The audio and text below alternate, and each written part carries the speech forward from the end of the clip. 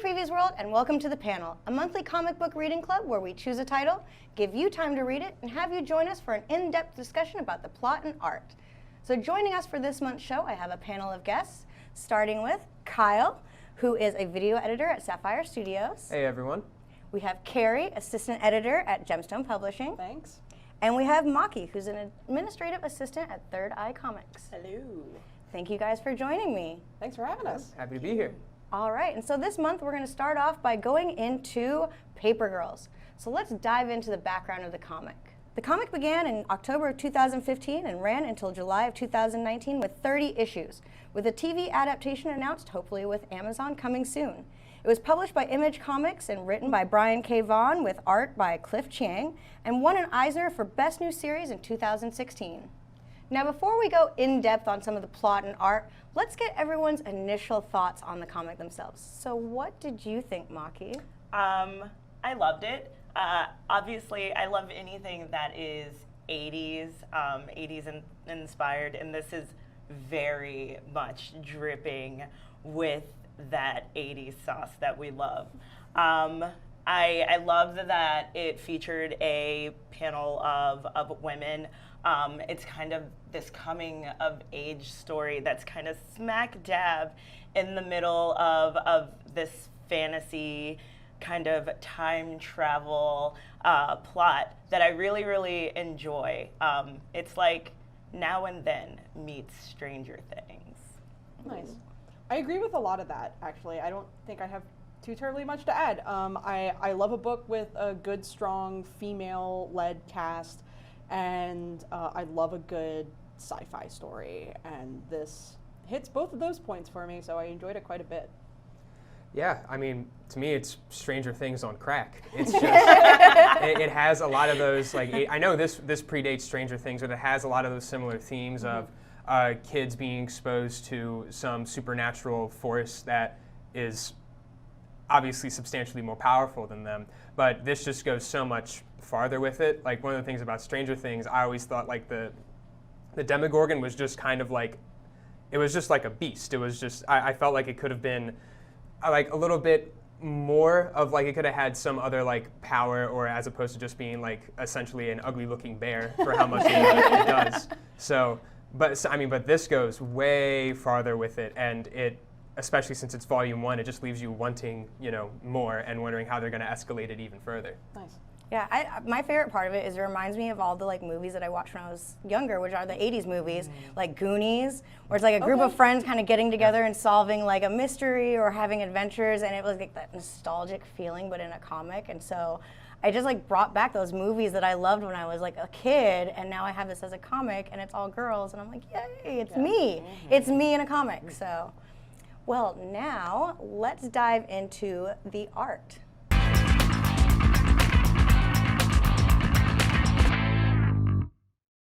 All right, so let's get started and going deep into this art. What did you think, Carrie? It's really well done. I love the expressiveness of the girls. Like, it is super expressive facially, without being like cartoony about it. It's like you can tell the stress that these girls are under just by looking at the art without having to have them necessarily say anything, which is really nice. The use of color I really love in this book. It's not, you don't really get a lot of super harsh color in this book. It's a lot of sort of like pastels and stuff like that. It's a little, I don't want to call it like diluted, but I think that's almost a good word for it.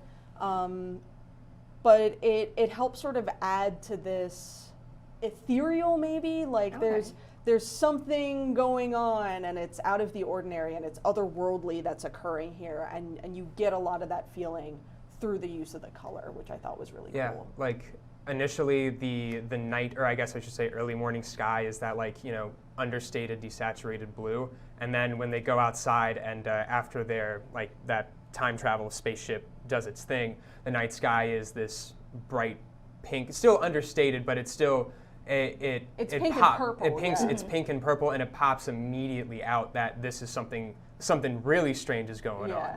I really like his I don't want to call it a flat style, but that, that cartoony, like the way he stylizes things with this, like whatever calligraphy pen he uses, the variations in line weights and sort of angular way he draws the characters, especially in their clothes.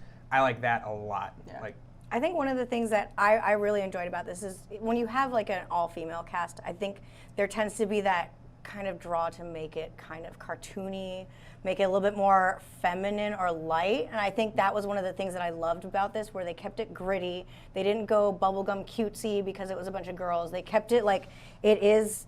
Just because it's a group of girls doesn't mean that it's not accessible to everyone, which I really enjoyed that aspect of it.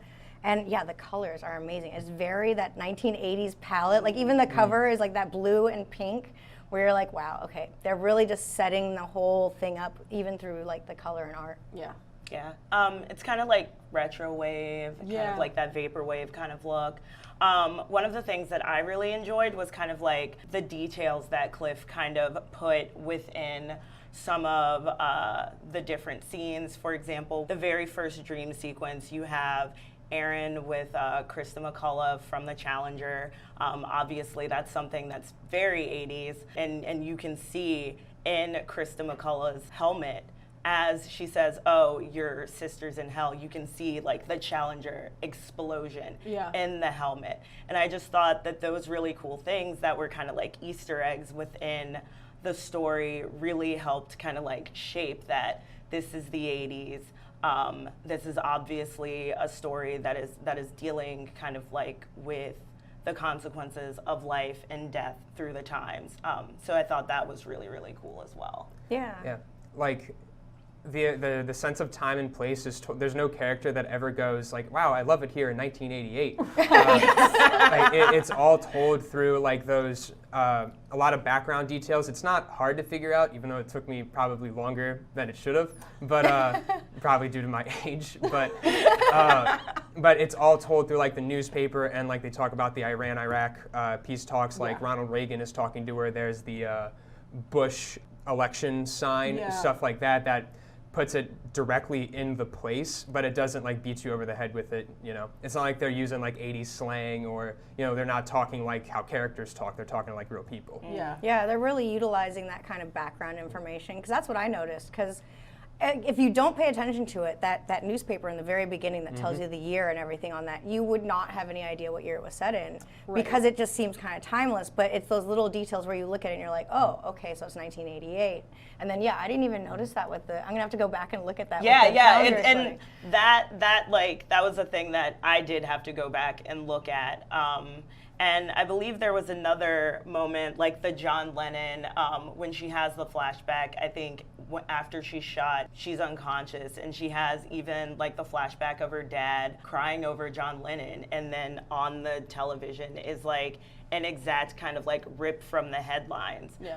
So I think that kind of stuff really enhances the story. Yeah, there's definitely some like really like key moments of artwork in this. I think that huge double page spread of like the vortex happening, and suddenly there's dinosaurs pouring out of the sky. That's definitely a huge moment. But I think my favorite moment, like talking about like how the art supports the time in which the story takes place, is when one of the girls has like her life flash before her eyes really quickly, and you just see her playing her Atari 2600, and like all she's doing is playing Breakout. But like even those panels themselves are stylized like the bricks in Breakout, which is like super cool. Like, I'm a huge video game nerd. I played a lot of Breakout growing up on my mom's old Atari 2600. So I just thought like that was such a cool way to not just show her having like this flashback sequence, but to again reiterate like it's the 80s. So. Yeah, no, I liked how you actually felt the emotion of the scene, and like this repetitive, like, oh my God, it's non-ending, non-stop gaming, and that's what you've done for your whole life. So yeah, no, I watched it. Extremely relatable content.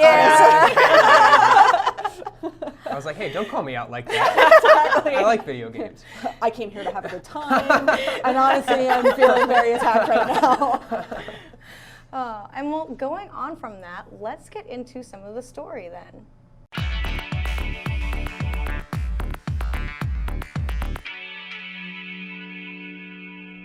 Brian K. Vaughan is a mega award-winning writer with 14 Eisners, 14 Harvey Awards, and a Hugo. He's worked in TV on Lost and Under the Dome, and his creator-owned series have become renowned, including Why the Last Man, Ex Machina, and Saga. He's also written for X-Men, Spider-Man, Batman, Buffy, Runaways, and a slew of other comics. All right, now let's dive into the writing. So, tell us what you thought, Kyle. Well, I guess I'll start with what I think I like most about his writing. I really like the way he does dialogue. It's very short, I shouldn't say short. It's very concise in a good way. It doesn't get overly verbose, and especially reading comics, I don't like comics that are, or I tend not to like comics that are overly verbose. I kind of like that shorter, more realistic dialogue style. I think it's genuinely funny at points. The rapport that these characters have with each other is very believable. Like you guys were saying, the way they talk to each other is very much like that's how kids would interact with each other. Right. And they got distinct personalities. Mackenzie in her gruff, sort of very abrasive way. Tiffany has a great moment when she's just like, nope, I'm getting out of this basement. I don't know what the hell you guys are doing. Right? I'm She was leaving. like, Yeah. that's some Texas No. chainsaw massacre BS. Yeah. No, I agree with you 100%. I think Brian K. Vaughan handles dialogue, realistic dialogue, not people saying long paragraphs at each other, which is generally not how people who are friends talk to each other. He handles that better than almost anybody else in the business, I think. I picked up the very first issue of Paper Girls when it came out because it had Brian K. Vaughan's name on the cover, because I was already familiar with his work in Saga, and I was like, a new creator-owned series from a writer who I really enjoy reading. Of course I'm going to pick this up. And I picked up the first issue, and I was sort of on the first issue. And for me, it doesn't help that I'm like a little spoiled as far as comics are concerned, where because of what I do for my job, we get almost every new book to our office every week. So I have my sort of pick of the litter as far as what I get to read every week, but I generally always pick up whatever the new #1s are just to see if it sticks. And the first issue of this didn't really stick for me. So I didn't read it again until we got the trades. And I think the writing in this book works much better in trade form, because it's kind of a slow burn, where, for me, again, that first issue, I read the first issue and I was like, nah, there wasn't really happening here that hooked me. But over the course of this trade, I just got really invested in the characters and really invested in what's going on, and now I'm just like, where's the next trade? Yeah. Give it to me, please. Inject this directly into my veins. I think that has to do with his writing style, because Yeah. that's why he's worked on a lot of TV shows. He has that kind of episodic writing style where it's each issue is a cliffhanger, but it didn't kind of work for the first issue because you don't have enough information on the characters and haven't gotten into it enough for that cliffhanger to really be there. So I could see that. Yeah. Because I'd say around where issue 2 or 3 was, where the mom gets shot, or you think she got shot, and then from there on where you meet the other teenagers and you're like, okay, now I'm in. Yeah. And it becomes a cliffhanger, everything's an episode and you're waiting for the next episode to drop, okay. And that really speaks volumes, I think, to his writing style. Yeah. Going back to, just kind of piggybacking off of what everyone was saying about his writing style and how he kind of creates these realistic scenes. One of my favorite scenes, it seemed ripped from an 80s movie, is when you kind of get the guy who has the Terminator mask and then he takes it off, and you have the typical 80s hot girl run up to him and he's like, this is our moment, I'm gonna do this, and she's like, ew, dude, I don't even like you like that. And this is obviously something that you could find in just any 80s movie.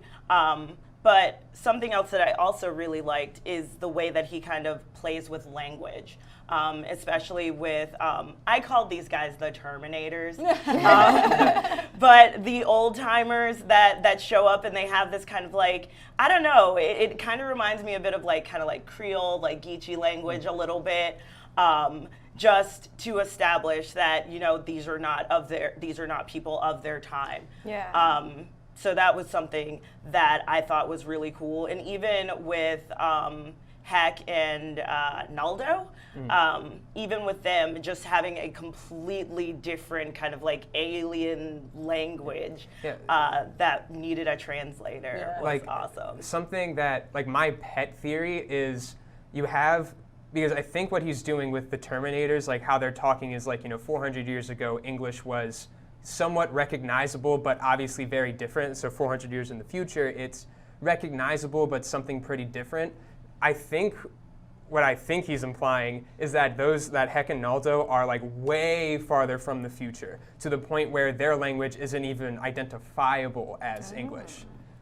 Yeah, I was that's learning my that. that's my little idea. I like that. I kind of wanted to know if there was like an actual cipher for their language. Like if you could actually like go back and try and translate what they were saying.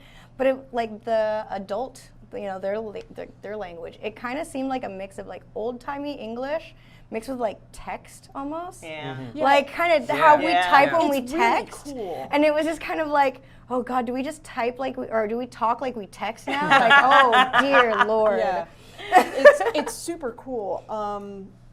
To go back to just like how this is so 80s, the kind of references that some of these girls are making and the insults that they throw out is very of the time, where the one girl calls the two teenagers, she refers to them as like AIDS patients, like as an insult, and I was just like, ugh, yikes. But like they're just like they shrug it off. They're just like, yeah, you guys are from kind of an effed up era, and I was just like, cool. Like I appreciate that Vaughn is not afraid to like go back to like people using like gay and queer and calling someone an AIDS patient like specifically as an insult. Yeah. Like I appreciate that like he didn't at all hesitate to use that, because again it goes to establishing who she is. Like, okay, cool, like homophobia was super rampant, particularly in the midst of the AIDS crisis. So of course you're going to have 1 out of 4 teenage girls thinking that way. Yeah. So it's very realistic to the time period. Which, if I could piggyback off of that, is kind of very interesting, considering that Mac is kind of the first like girl who is a paper girl, and she's kind of paved this way. Right. And it really shows that at that point, like, feminism kind of meant a lot of things, and it wasn't as intersectional as it is now, and it's good to show that, because that was very much what was going on in the 80s, where you had these long strides here, but then not so much there. Very much 2 steps forward, 1 step back. Absolutely. Kind of situation happening. Yes. But I appreciate the fact that he would have gone out of his way to include that sort of aspect of the 80s. Yeah, he does really well with blending the stuff that we would recognize now with stuff that we recognize as being back in the 80s. Like, I mean, with the little iPod. Like, I was just like, oh, they're like, it's an Apple. And I'm like, how do you, oh yeah, wait. This is like way before then. And they're looking at it like as an alien device. And it made me think of like watching Back to the Future as a kid, or even Xenon. And they had and they had the video talk where you could like talk to someone and like have a phone call where you're looking at them, and I was like, oh my God, that'd be so cool. And now it's so ingrained in our society that it's like everyone's phone has that capability, and it's like I remember watching Xenon going, man, that'd be really cool if we had that. And now we're there. So it's like this idea of the technology that we see as everyday going back into time and Completely alien. Completely alien. Even though it's only been like, what, 20 years since then? 30 years. Yeah. 1990 was 30 years. Oh my God, it is. All right. So. And on that little discussion, we're going to go into some of the final thoughts.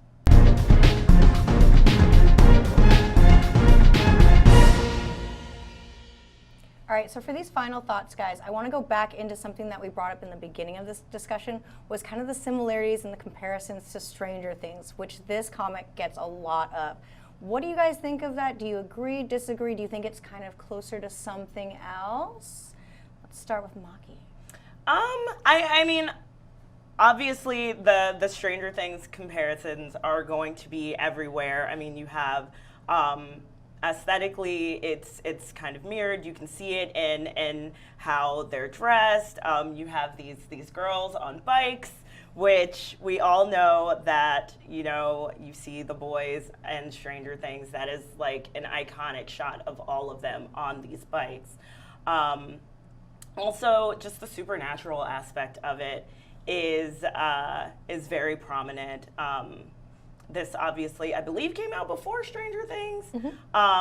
So in that aspect, I can see the similarities, but there are a lot of differences with it as well. Obviously, we don't have an overarching monster. I would argue, if I were to give kind of like a prediction, that the overarching monster would be kind of like big tech and like corporation, and I believe that is where the fundamental difference lies in Paper Girls versus Stranger Things. I have a confession to make. I have not watched Stranger Things. Oh no! Yeah. Well, that means you can give us a unique insight onto what kind of is there another show, a book, or a movie that you kind of? I mean, I feel like even in the 80s, we were getting stories of kids taking on forces much bigger than them, like E.T. I think is a good one to bring up, particularly with just the bike comparison. But yeah, I mean, it's having teenagers like come together despite their differences in order to fight a much larger force in the universe is something that we've seen happen over and over again. And it works for a reason. Like these stories keep being told because they are compelling. So I don't know that I would necessarily point to any specific thing and be like, it's aesthetically like this and it's story-wise like this. It's just, it's a good story with a good aesthetic. I mean, yeah, I don't know that I would necessarily be able to genuinely pit it against Stranger Things because I've seen like half of one episode. Oh, we gotta get you into it. Yeah. I've only watched the first season of Stranger Things. I think it's difficult. This isn't so much about Stranger Things as like comparing different types of media. Like a comic is just going to have things that a TV show doesn't, and a TV show has things that a comic isn't. Like you don't have, like a TV show can be carried by like good performances. Like there's a lot of good performances in Stranger Things that just, and comics get carried by their art, which isn't, necessarily possible in a TV show unless it's animated. To me, the biggest thing that I like more than Stranger Things about this is what I said before of like that the supernatural element really feels supernatural and not like this is so far beyond what their capacity to know is. I enjoy that aspect more as opposed to like, yeah, you have. I just have a problem in any of these shows where it's like, it's the upside down, it's a new dimension. They do the thing where they bend the piece of paper and poke a hole through it. But it just ends up, it's just the woods with a creepy looking animal in it. Yeah. It's just a scary monster. I always prefer like a little bit of a, I don't want to say higher level, but just something that's a little bit more like I wanted to do things that aren't possible in our world, Well, this is more of like, it's like an existential crisis they have to deal with in here compared to like, oh, a spooky monster. Like, it's, but yeah, I got the comparisons to the upside down when they went and time traveled and they come back out and everything's different. And that was like my first like, okay, I can kind of see where that's parallel, but they bring so much more into it because like suddenly there's dinosaurs and there's like, and yeah, it's huge. And then they throw in the thing with the mom and you're like, what? Like there's so much that these kids are having to deal with. In such a short amount of time. Like something that I thought was, and I want to ask you guys about it, that every adult that they meet, I've kind of, because it's the coming of age story, and I thought this was an interesting way to look at it, every adult they meet is untrustworthy or wishes them harm. The only people that come to their aid are other teenagers. Like they literally say, like, you don't have to worry about us, we're teenagers. And I think, and then at the end, when they meet the adult version of Aaron, I don't know what they do after this because I haven't read the other volumes, but that really gets me interested on, okay, so we've established that every adult that they've seen isn't capable of handling this situation or the adult world in general. How do they grow up into living like as adults? And so going on from there, without knowing anything else about the other volumes, what would you like to kind of see go on from, if we were to continue on with this? obviously, I would like to see that further expanded on, but that all depends on what he does with it, because that could immediately be dunked on in the second volume. Because like they meet one guy who's just like, I'm cool, and then they're like, oh yeah, you are cool, and I go, ah, rats. There goes my idea. But I would like to see some more context for baggy clothes Santa Claus and his band of Terminators. Because it's immediately interesting, because I just want to see where he comes from. Like how did the iPhone. Right. iPhone. Yeah, The iPhone. I just realized that. So I would like to see how, like, what world does he live? Like, why are they like the time police? You know, Or what's the point why of it? did they do what they did? Yeah. Yeah. Like, Are they actually evil? Are they just a necessary evil? Or those are the questions that I would like to see. Tywin Lannister. Yeah. Yeah. Ah. Yeah, about I you, definitely want to see a lot of that. I would also really go into these girls like meeting, like if they're all going to meet, like some adult version of themselves in this time travel universe. Like, how are they going to like reckon with like the kind of person that they grow up to be, and like are they okay with who they grow up to be, and do they try to make changes in whatever timeline they're navigating in order to prevent that person from happening? Oh, very interesting.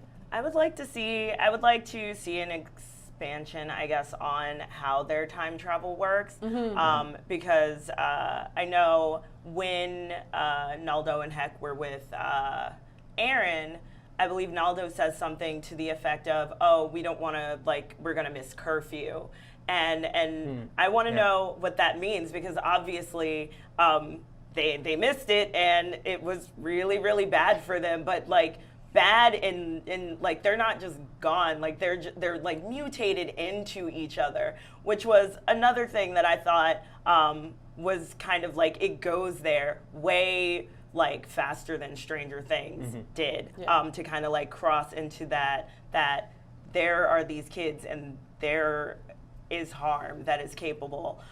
So I just want to see like how the time travel works. Yeah, I really want them to go into the future, because it's one of those things where I feel like you always see people coming in from the past and you never see a lot of like going into the future, and like I kind of want them to get a glimpse of what the future is like and why all this is happening. So it'd be kind of interesting to see that aspect of like, all right, let's take the 80s into the 22nd century or whatever. Oh, like the way future. Yeah, like where they're all coming from, because I feel like you don't see that a lot. You Yeah, always see that's like true. the time travel back. I'm like, wait, wouldn't they want to like? I would want to go see the future, even if it's a little messed up, just to know I'd be like, all right, scared. what is it like? So that way I fully know like Yeah. what I need to like buckle down for and help fix. I'm Especially- only going to the future to find out who wins the World Series one year, so I can place that bet. The important things in life, right? All right, and with that, we asked you guys what you thought about it. Here is what you gave us. All right, so this first one that we have from Razor Man Volume 3, bruh, this series was the definition of surreal. It's what I thought Stranger Things was going to be. It's breathtaking, alive, bright-eyed, dark when it needs to be, explorative of both self, the world, and destiny fate. 9.5 out of 10. And then I love how well this one sums up this. From Sadie13 on Twitter, we have literally everything. That's what's good about Paper Girls, literally everything, which I don't deny.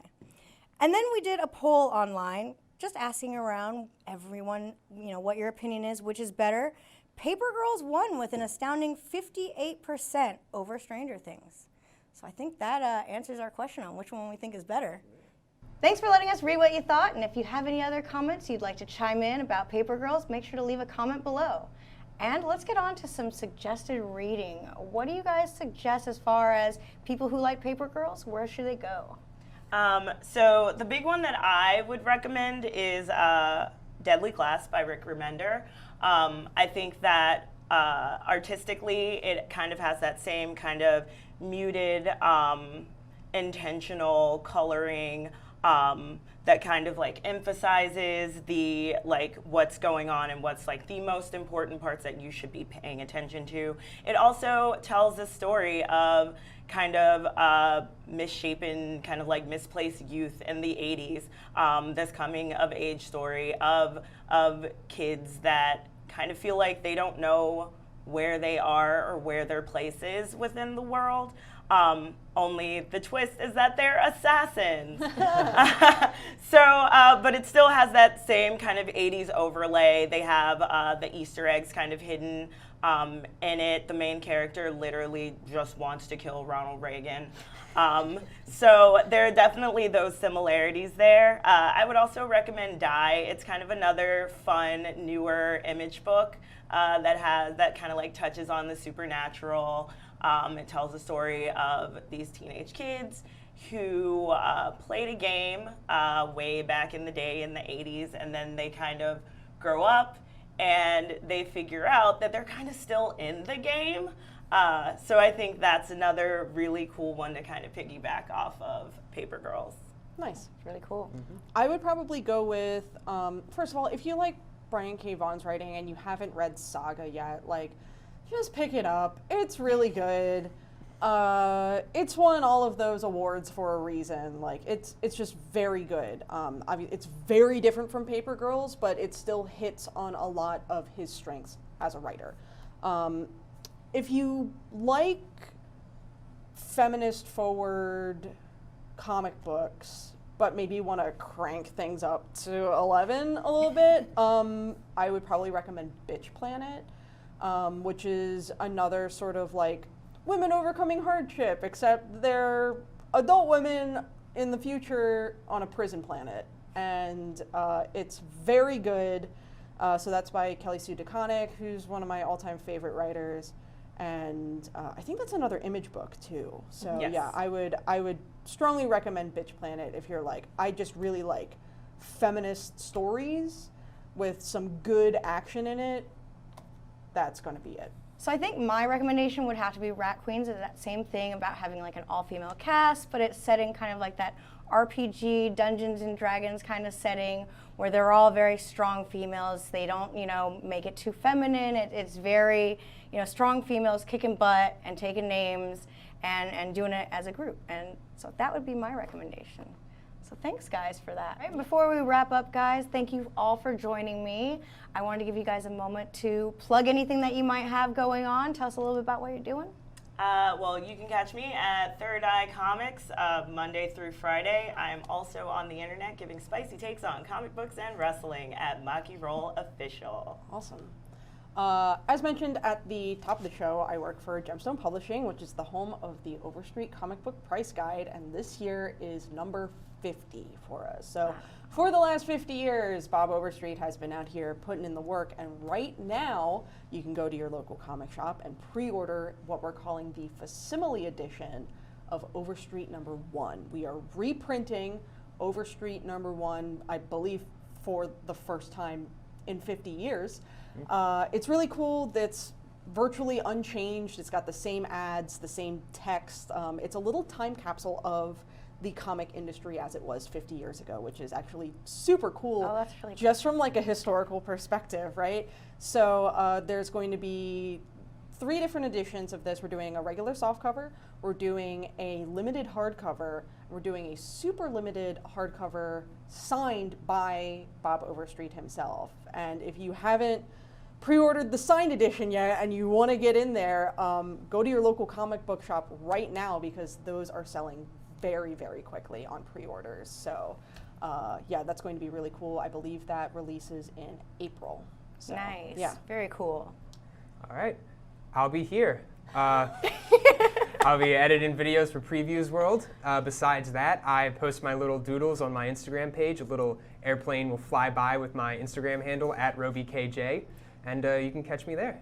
I like how you gave yourself like the cool little thing coming the bonuses of editing the videos. Yeah, I got all the power. Yeah. All right, guys. Thanks for joining us, everyone. And make sure that if you liked hearing about Paper Girls, to head to your friendly local comic shop and pick up a copy, as well as some of the other titles that we introduced you to. And also, if you don't know where one is, head to comicshoplocator.com and it'll give you info on the closest shop nearest you. Remember to follow us on all of our social media at Previews World. And remember, heroes are a dime a dozen, but comic fans are priceless. So we'll see you here next time.